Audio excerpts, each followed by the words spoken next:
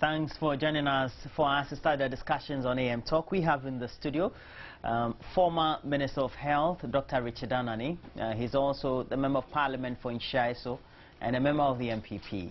Well, today we're not talking politics, we're talking about policy and stakeholder issues. Thanks for joining me for AM Talk. Thank you. Okay. Now, yesterday, I think I saw you on TV and heard you on radio, so you were seconding the motion. What was it about? Yes. In Parliament? Yes. You remember way back February 13th, I moved a private member's motion, and the motion was about the implementation of capitation in the Ashanti region.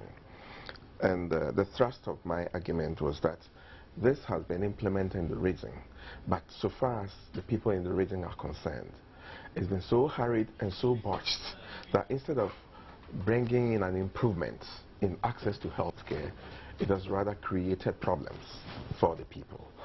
And if it's created problems, then the question is, why should it be bringing problems? So at the end of the day, we've had a look at it.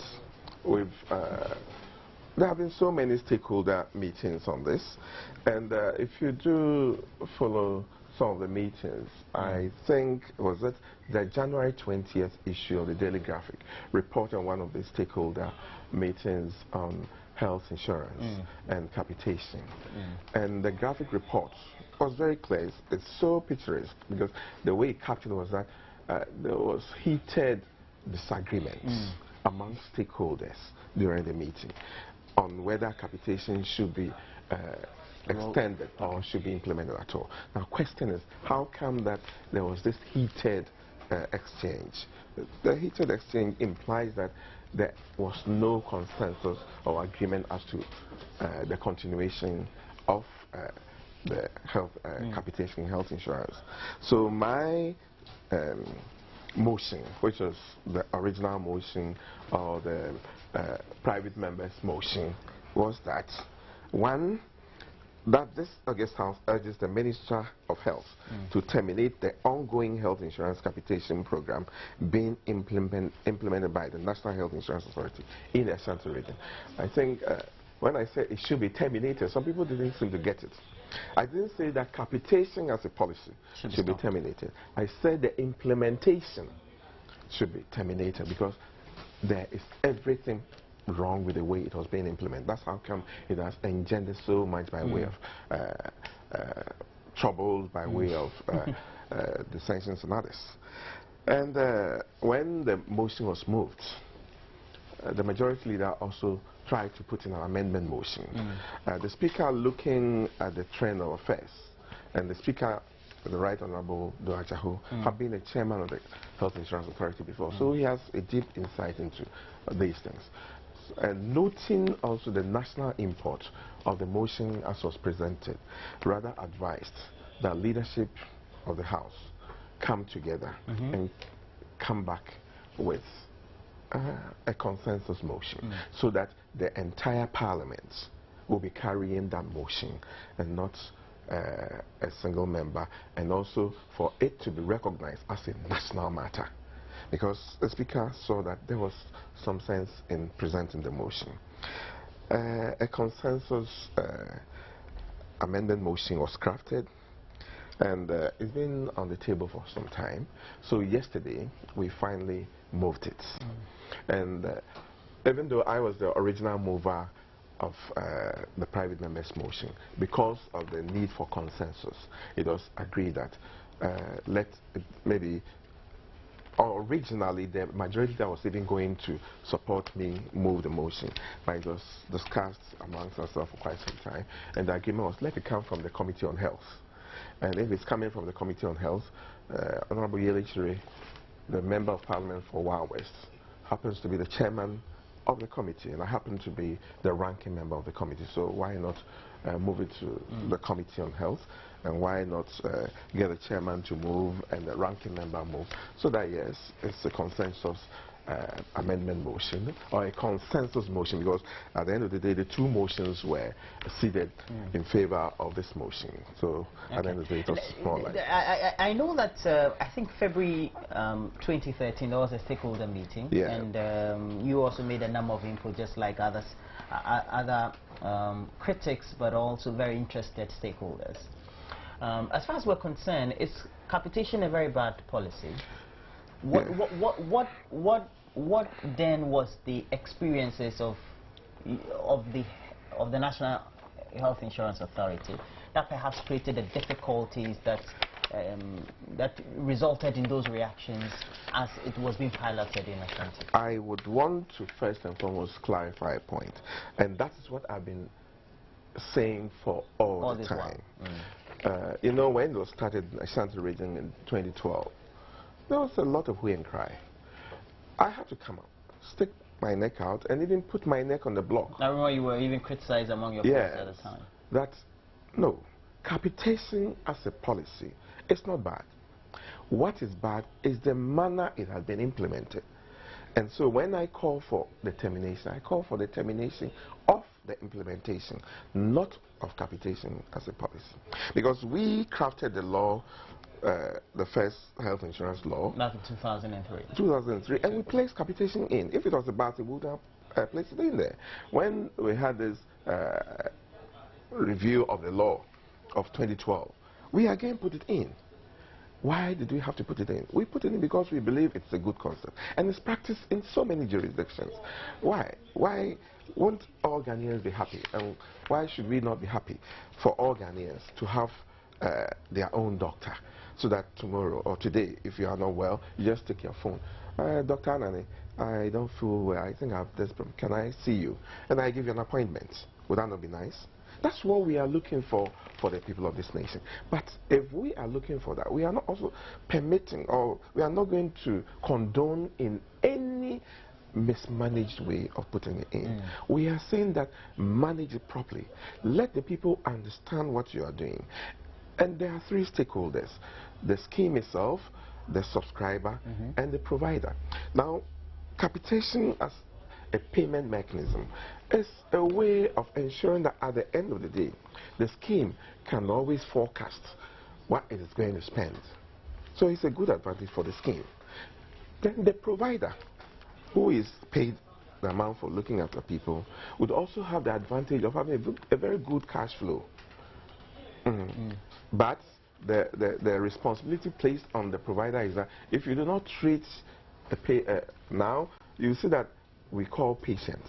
But then this time around, there's going to be a shift in orientation. You're not going to have a client or customer orientation. Because if you do not treat that patient or client well, he has the right to opt out and go to see another doctor. So it means that it is going to assure us being treated well when we are not well. Then the third one is the client himself or herself.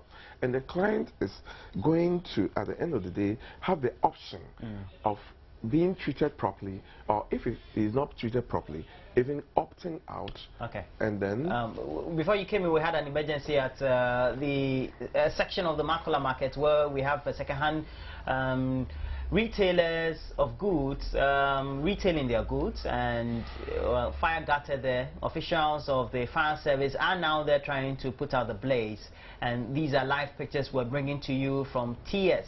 And TS is just close to the STC yard at Kimbu, just around the area where we have close to the Tudu market or traders area, and you have these pictures coming to you live from there. We'll try as much as possible stay on this very subject of the fire that has raged, and you can see that it has burnt all the stalls there, all those makeshift sheds there belonging to those second-hand retailers at the market. So we'll try and bring you those pictures. Now let's continue with the discussion, sir. Thank you. Okay. Yeah. So what we say is that by introducing capitation, we are going to assure the clients good treatment. Okay. Now, what would have been the advantages, or are the advantages? Because we know it's in the law. what are the advantages of capitation? That's what I've just talked about. Yes, because we know that the Health Insurance Authority, I think over the last 3 or 4 years, had been worried about over-invoicing and all those other issues. You know, I'm not one of their fans when it comes to such matters. Why are people employed? If any system can always go on autopilot, there would never have been the need to employ anybody to manage. So once there is a need to employ people to manage, then it means that there are some problems which must be tackled. And if you are tackling a normal problem, why should you make so much noise about that? What is normal? If if service providers are over invoicing? All over the world. These are associated with insurance, not even health insurance, all manner of insurances. You find that people will try to cheat, try to know. These are what are expected to be managed. And so when you are employed to be a manager, that's your job, to make sure you bring them under control. Otherwise, the thing should be on autopilot, and there should be nobody managing it. It should be able to go on its own. So I, personally, I'm not enthused about the kind of things that they are doing or saying, sometimes even exaggerating some of them. They are things that are supposed to be. What we are saying is that you introduce health insurance into a system, especially the National Health Insurance Scheme, with a certain objective. People find it difficult to access health care. So what you're trying to do when you introduce health insurance is to reduce their out-of-pocket. We tend to call it catastrophic out-of-pocket expenditure. It is to reduce their out-of-pocket expenditure and make it easy from the point of view of finance to be able to access health care. That is the essence of introducing health insurance scheme. Now, if you have done this, and then you bring in something which, instead of making it easy for the people to access health care, it rather makes it more difficult, then you must have a second look at it. What am I saying? You know, there is data available, and this data can be easily accessed from this data, this document. It's called Health Financing in Ghana at a Crossroads. That's the paper published by the World Bank in 2012. Okay. Well, we got it in 2012, but I'm sure it was later on published for consumption. You'll notice that one of the features of it was about out-of-pocket expenditure as a percentage of total health expenditure. Now, before the introduction of health insurance, you were spending about 47% of your total health expenditure out of pocket. From 2005, when health insurance was introduced, you find a dramatic reduction in out-of-pocket expenditure. From 47, 2005 went to 37, 2006 35, 2007 30, 2008 yes 33. It's still quite below the pre-insurance time. Number of 44. Yes. Then what happened? Capitation was introduced in Ashanti in 2012 because of the hue and cry. So let's call for a study. What did they find? Normally, when they are doing their study on Ashanti, they tend to use the Eastern region as the closest comparator. So that's what they use. When they use the Eastern region and did this to find the out-of-pocket expenditure, what they found was that in the Eastern region, the out-of-pocket expenditure was 36%. In the Ashanti region, after the introduction of health insurance, capitation, the out-of-pocket expenditure shot up to 64%. Now tell me, are you improving their access to health care? And if it's out of pocket, you mean the money they're spending out of their pocket to access health? To access That's almost like returning to cash and carry. Exactly. Then, from their own documents, you will find that the rate of enrollment in the Ashanti region has also been coming down. Now that tells you that every rational being will do that. If I'm now going to expend so much going to health insurance, why not just stay where I used to be? So less and less people are now enrolled onto health insurance in the Ashanti region.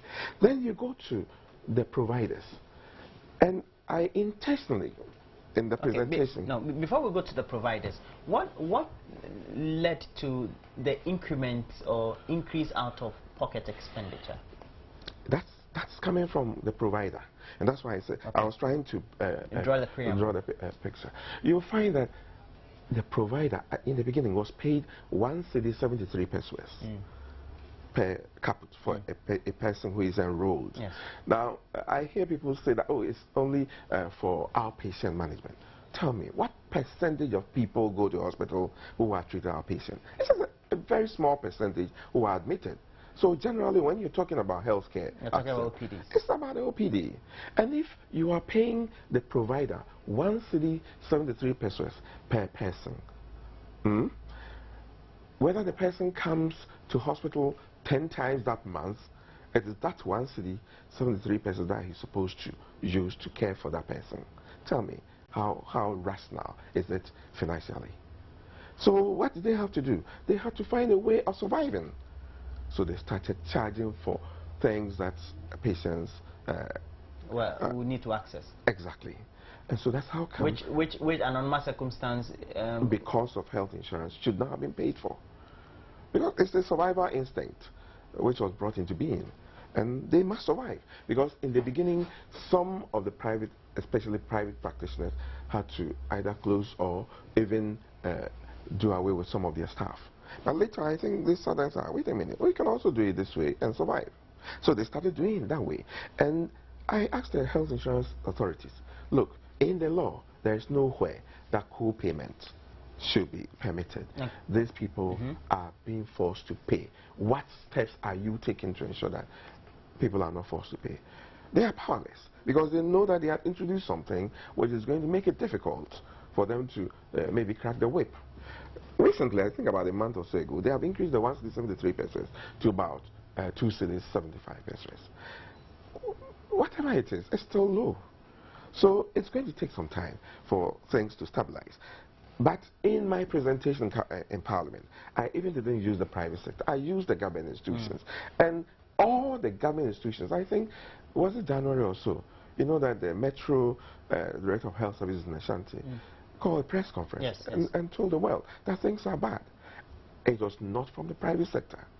And if you find some of the data, Ankasi Hospital claimed that in 2012 they lost 261,870. These are very small centers. Suntreso Hospital, another small center, said they lost 125,229 cities. And then Mencia Hospital also said they lost 644,015. Now, tell me, if even government institutions are saying that they are losing, how much more the private sector? So the question was, why is this thing going on? Because capitation is supposed to be a good thing. So why are we having these problems? It was because in the beginning, before it was introduced, when we were trying to get the National Health Insurance Authority to sit up and listen, they didn't listen. They pushed the capitation onto the people after 3 months. For a population of over 5 million, you are going to put in a so-called pilot, and then you just take 3 months to educate stakeholders. How can you do that? In the first place, there's everything wrong with even using that big population. But they have done it. If you're doing it, listen to the ground and see whether you cannot make some difference. They will tell you that, oh, after Precious and others, they remove maternal care, they remove drugs from it, but it is still not the best. And so that's how come we are getting this kind of rip-offs, like people not being interested and therefore not registering, like the hospitals losing, and then the out-of-pocket expenditure also rising. So with these three, one should have sat down to say, why? This is supposed to be a good thing. Why should they have all this, which are all negative? Why should they have them, and why should they not be able to improve upon them? Now, when it comes to the service providers, were there not truism in the fact that there were some perceived overpayments that were made for submissions on invoices which really they had not catered for? You know, why I keep on saying that, that is why you are assuming you are the That is why people are employed. People are supposed to be responsible to make sure they check those loopholes. Exactly. That is the job of those who are employed to do that. It is not for you and I sitting outside to be worried about that. It is for them, because that's why they are paid. But it's not about going to the press and talking about, oh, people are cheating. Everywhere in the world, you go to the States, you go to the UK, everywhere it's done. People do it. But you are employed specifically to make sure that you rationalize the system so that you minimize all these things, so that the system can move. And that is what I expect the authority to be doing, and not to be over-talking. I'm sorry to say over-talking. You don't gain anything by talking and talking and talking. You gain everything by sitting down, looking critically, and resolving the problems as you go along. And that's why I start by saying that if systems were to be on autopilot, there would have been no need to employ. You made mention of population. Was it wrong in the first place to use Ashanti because it was a very big region as the best demographic? You know, the information available to me is not positive with respect to what advised the authority to do it. So I don't talk about them. What I just talk about is that you have put a system in place, get it done, and get it done well. Okay. Yes. I'm asking you this question because you have been a former health minister. Yes. Well, you are a transport minister. I'm a practitioner, etc. So yes. you're a huge stakeholder in yes, in exactly. health. And I played a very major role in the evolution of the system. Okay. So it is important to me that this survives. Yeah. So what went wrong in using such a demographic? They will tell you Ashanti is very cosmopolitan. Ashanti has, tell me, it is not about Ashanti being cosmopolitan. It's about population size, sample size. You don't do pilots with big sample size. Because if the people were going to die, it means about 5 million people have died. That's what it means. Why didn't they even choose districts spread across the country? Maybe one district in Ashanti or two districts in Ashanti, one or two in the eastern region, one or two in Greater Accra, one or two in the Brongaf region, one in the Volta region, one in the northern. Why didn't they do that? Because that would have given us a better spread and a better idea about how things are going to be. Now, we have Parliament coming out with a position. And what position is that? The parliamentary position is this. As I said, the motion which was moved yesterday was to urge the Minister for Health and the Health Insurance Authority to review the implementation of the health insurance scheme in Ashanti region and then to report to Parliament in 4 weeks. Now, we have come with a consensus motion. The House in totality has agreed and voted for the motion, and therefore the Speaker was enabled to now direct the Minister of Health to go and review the implementation of the capitation in the Ashanti region and to report in 4 weeks. Not until this is done, I wonder what other thing that the Health Insurance Authority can do.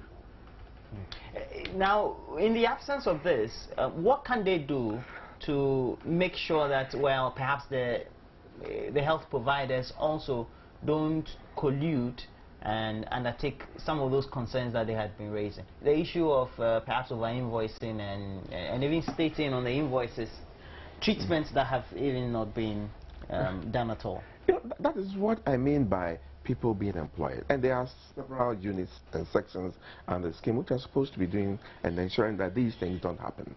So yes, it's all ongoing, and that's the job.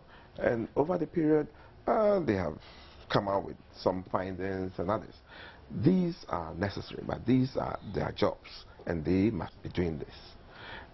The most important thing for us today is that the implementation in the Ashanti region should be looked at objectively. It's not an ego trip. It's not any particular person's ego trip. It's a national matter. Let's look at how this thing was done. Let's look at some of the shortfalls and the good sides. Now, let's see how we can bring up a mix that is going to be essential and helpful to the people of Ghana. We must not be thinking about our persons. We must be thinking about the people of this nation and the advantage that they will derive from the implementation of a national health insurance scheme. Because the scheme was brought in to improve financial access to health care. And every action that we take must be an action that is going to underpin and promote access to health care. Besides this, what have been some of the problems that have confronted the smooth implementation of the scheme over the last 5 years? I should be more specific. No, I've told you that stakeholder interaction was too short a period. 3 months is too short, especially when you're dealing with a large population. 2, because people didn't understand. You definitely must have some negative reactions to it. And so if even the thing is a good thing, I don't understand the thing, so what do you expect me to do? And then when it was implemented, because people now had to be making payments because of the very low tariffs to the providers, and people were now making co-payments. Co-payments in quotes, because by our laws we do not have co-payments. So we're making unprescribed payments. Because they were making that, it made it unattractive. And that's how come I said their out-of-pocket expenditure went that high. And because of that, less and less people got interested in health insurance. And so they were not enrolling as they should be. And the hospitals are all talking about losing. And I just cited the cases of government hospitals even talking about losing. Now, if these are what are happening, and I keep on saying, if these are happening, that means there is something that ought to be looked at. Okay. Again, we'll take you to that very incident at the Tama Station area, or we call it the TS area, where we have retail of second-hand goods. Now, the area has been destroyed or gutted by fire. We found a lot of support from the personnel of the Ghana National Fire Service and the Ghana Police Service. There's some inspection also being done by officials of NADMO and the Accra Metropolitan Assembly to make sure that those victims in the first place are sorted out and they don't lose a lot of property as they already have. Now we have to go to the grounds. We've spoken to not only eyewitnesses but officials of the fire service and other city authorities. Okay, so as and when we get those feeds online, we'll try to give them to you on the news wires. And again, we'll give you live coverage of an incident of fire gutting the TS sale area, and that area is where they retail second-hand goods belonging to the Ghana Second-Hand Sellers Association. And it's just close to the STC area, opposite Kimbo to Accra, just close to the Acquah station. And that is where we have fire gutting makeshift stores or sheds in those areas belonging to second-hand good retailers here in Accra. As and when we get in touch with our correspondent, we will give you a lot more facts about the current incident currently taking place. But in the meantime, we're still discussing the issue of capitation, the National Health Insurance Scheme, and the efforts that need to be made to improve access. Now, if the health providers are worried about what they are paid, what sort of stakeholder engagement needs to be undertaken to make sure it is a win-win situation for all? Yes, from the beginning, we've been talking about an objective actuarial study. And, you know, when you are in an institution, it is an institution. And I have mentioned matters of ego trips and others. One must remove one's person from some things and make sure that at the end of the day, what happens is for the best of all possible ends. At the end of the day, if you are doing a study, you are doing a study looking at the system in totality. Look at Ghana. Look at what the Ghanaian can pay. Nobody is saying that you should pay per caput what is paid in the UK. Nobody is saying that. But you have to pay something reasonable so that the system, the private sector as well as the public sector can function. If you have come up with something and the public sector is complaining and the private sector is complaining, then there must be a problem. Let us say that it was only the private sector which was complaining. Then you could say that maybe there was something else that was happening with them. But this time, it's not just the... Both sides? Yeah, it's both sides. So it means that there is something that must be critically looked at. And I believe that if the authority listens by reviewing and listening, because they will have to definitely present their report to Parliament, and Parliament will definitely go into it again. And if we do find that the findings were good and recommendations are good, why not? Because we are the people's representatives, and we do what will inure to the benefit of the people of Ghana. If it's not going to inure to their benefit, I wonder whether the House will approve and give the thumbs up for the implementation of such a capitation program. I know that the authority has been talking about extension. Question is, why are they talking about extending it to Upper West, Upper East, and the Volta region? Why are they not talking about extending it to Greater Accra and Eastern region? They do know that the Greater Accra and Eastern region are similar to Ashanti region, and that if they go there, they will have the same problems. In the Upper East and Upper West, there's hardly any private sector participation in healthcare delivery. Volta region similarly. I think if you go to the Eastern region, the Greater Accra region, the Brongafo region, the Western region, you'll find that the private sector plays a major role, and therefore you have to be a bit more careful. So maybe out of the findings, they have realized that it is not the best to go straight to where we have a large chunk of the private sector. But if we had been able to do it in Ashanti, then we should be able to do it in the Greater Accra or in the Eastern region, if it were good. Many of the health service providers have been worried about inflows as far as their payments are concerned. And we've had over the last, if not a couple of months or just about a year, many of them, well, undertaking some level of protest because they have not been paid or been given the allocations in time. Yes. There are two problems. One is the problem of the Ministry of Finance. The Ministry of Finance is expected, when it does the collection of the NHIL, to deposit them in the NHIF. The NHIL, the National Health Insurance Levy. Then when you collect them, you transmit them to the Ministry of Health for it to be deposited in the National Health Insurance Fund. This does not appear to be being done. And because it is not being done, there's almost always a problem with cash flow for the authority. In fact, to cure that, in the Acts of 2012, we tried to put in a section or a clause, two clauses, to make sure that the Ministry of Finance's hands are tied. And under section 52, we have section 52, 1 and 2. 1 says that the minister responsible for finance shall within 30 days after the collection of the levy cause the levy to be paid directly into the fund and furnish the minister responsible for health and the authority with evidence of the payment. And then section 52(2) said the minister responsible for finance shall present to Parliament every 6 months a report on payment of levies into the fund. Now, we did this because we noticed that over the years the Ministry of Finance had not been doing what it's supposed to do. That's why we made sure that when we're making changes in the law, we place this in. Now, if the Ministry of Finance does not make the transfers, it creates problems for the Health Insurance Authority. Why is the Ministry of Finance sitting on the money? On the money? Yes.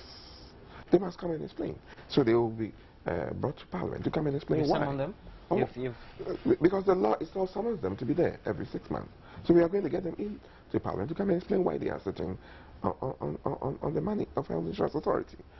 2, when the money has been sent to the Health Insurance Authority, then they can do the disbursement.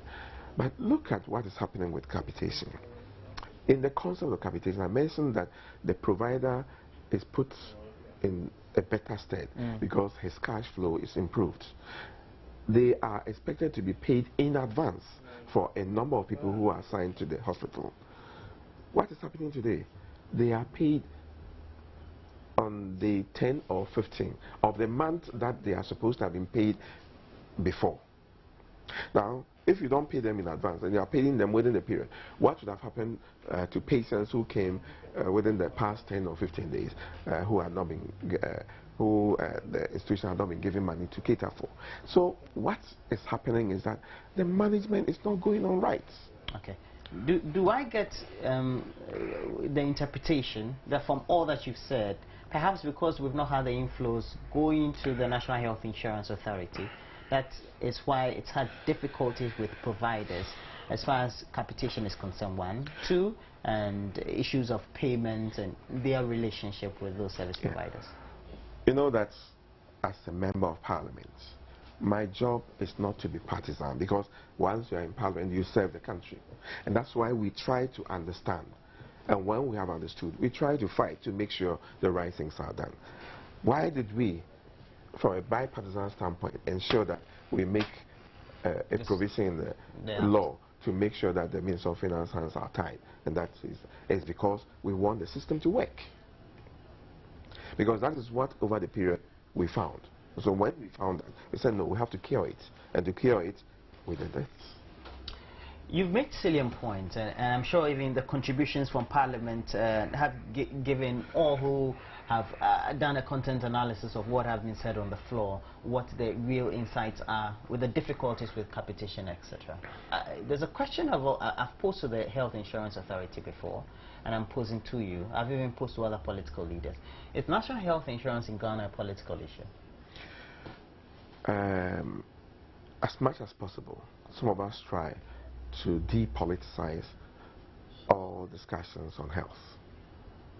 Otherwise, you would have noticed I have been on a platform talking about the problems of capitation. I would not have put my neck on the line when people were against it in my constituency, in my region. But I still said, no, that's not the issue. Capitation as a policy is not a bad thing, but the implementation is bad. Now, if we're playing politics, I would have rather gone to the platform and make all the manner of noise that one should. So it is, to me, not a partisan matter. Okay. In other sections of the political discourse, it is a partisan issue, because no matter how we tend to look at it, it has featured prominently in all manifestos of Ghana's two biggest parties, the NDC, which is now in power, and the MPP, which is in opposition. Now, if it is not political, we would have to go to the Tama Station area where the fire has raged, the makeshift sheds and goods of those traders of second-hand goods.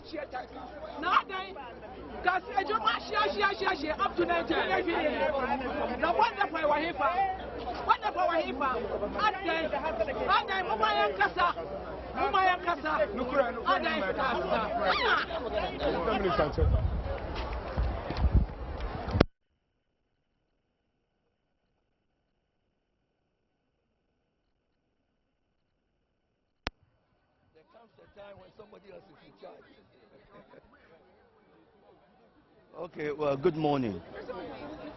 Unfortunately, we woke up this morning to another disaster on our hand.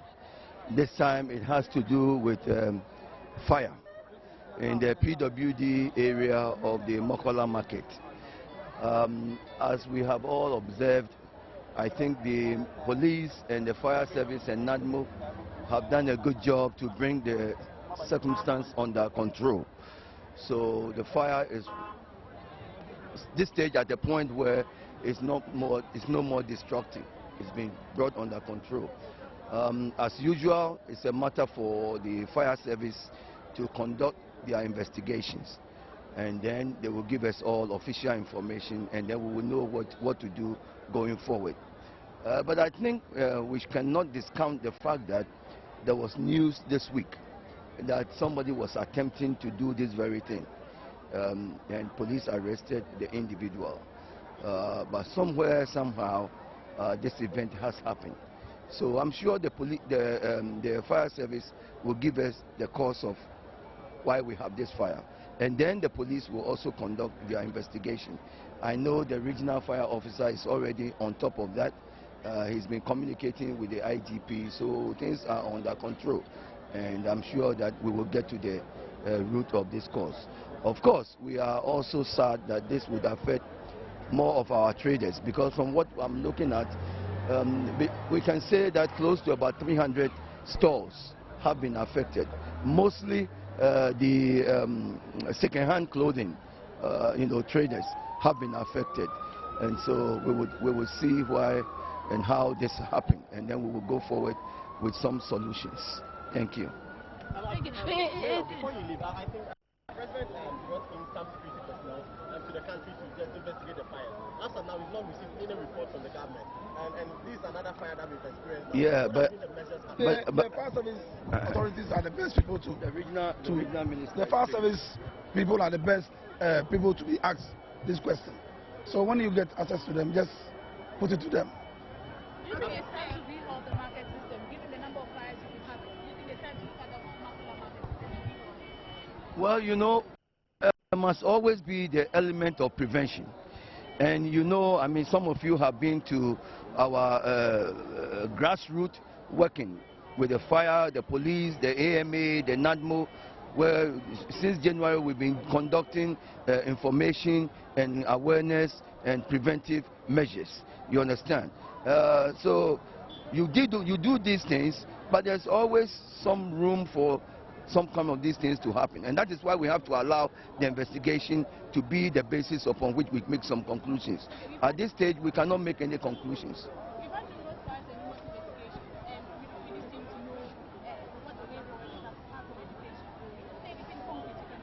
When I was taking over administration of the region from my colleague yesterday, in the handing over notes, he stressed seriously on fire outbreaks, educational programs going on in the markets with our women and those who are occupying the shops, those who own shops within the markets throughout Accra.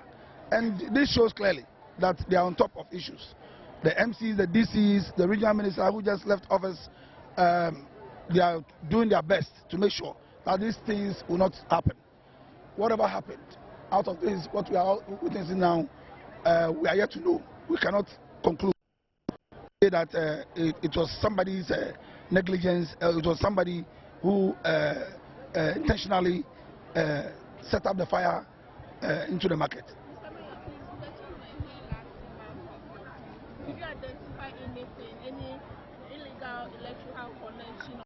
You think you were here to educate the traders and all that? Was there anything you identified that could cause it as part of the action that you are suspecting? Well, thank you so much for your line of questioning, because that denotes the fact that some proactive activities have been going on, just like the regional minister alluded to, because we have task forces in the market. The task forces are made up of AMA staff, fire service, ECG, and NADMO, and they are every day in the market to make sure that things are done appropriately to prevent fire outbreaks. So when in the midst of all these things, fire outbreak occurs, then you have to go to the root of investigation. So yes, we will continue to investigate, but until the official word will come out, the report will come out, we are all in the moment of trying to just find out why and ask the question why.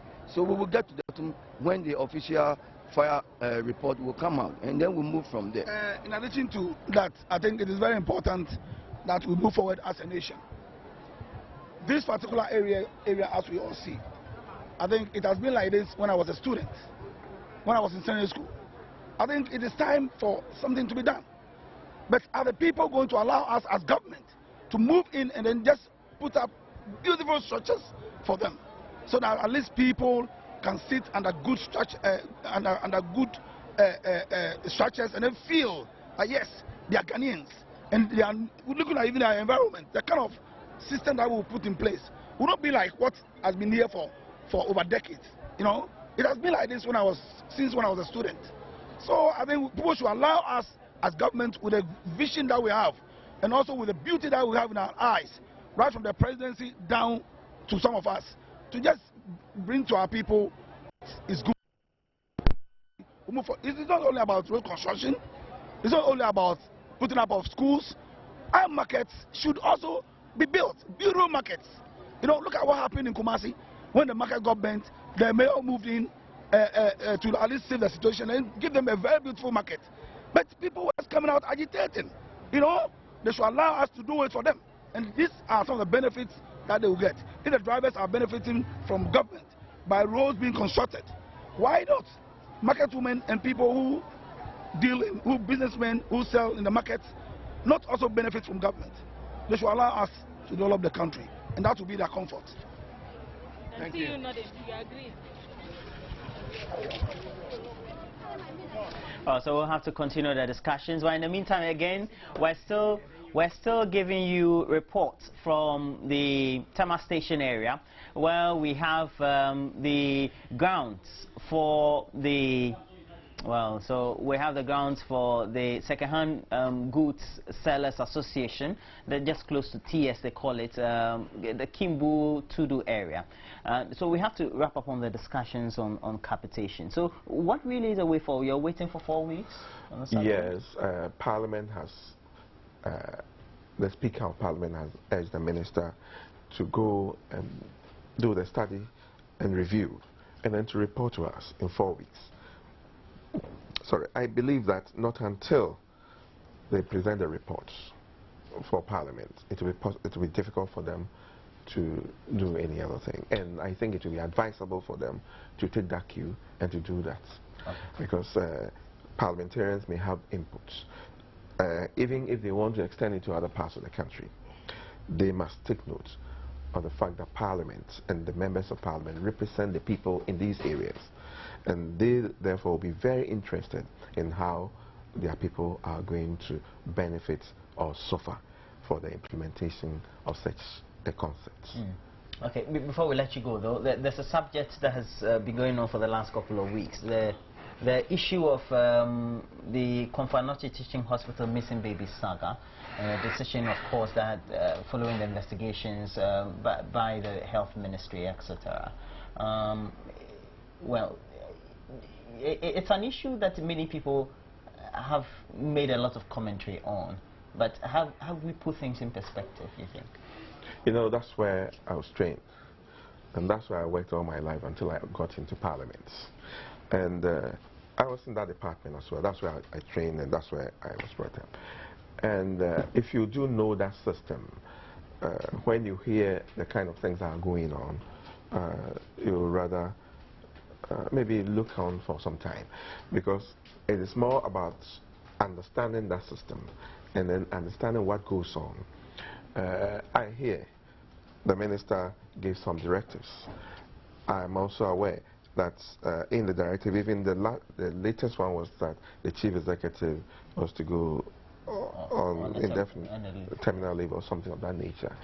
I also heard that in the initial stage, I heard that the doctor involved and the nurse involved were supposed to be suspended or something. Then later on, the Nurse and Midwives Council and then the Medical and Dental Council were supposed to do their investigations and present their reports. I would have loved that the reports came, and then we'll know the right things. Because if you have worked in that system, and then you know the motions, it becomes difficult for some things that are being said to be believed. But why? I've not been there for quite some time now. So it's possible some other things development may have happened. And then there was this issue about a cleaner being the one who was supposed to have taken an out. Yes, that one too is difficult for some of us to appreciate, because I understand the emotions as I do. I would not have expected an orderly or a cleaner to be the one to carry that away. So we'll rather want to wait for the reports to come before you make any further insight or commentary into the subject. Dr. Richard Anani, former Minister of Health, but also the current Member of Parliament for Inshai, so was speaking to us on issues of capitation and lastly also making just a small commentary on the subject of the Comfort Teaching Hospital missing baby saga. Well, that'll be it for AM Talk this morning. Next we have a lot more for you on the AM show.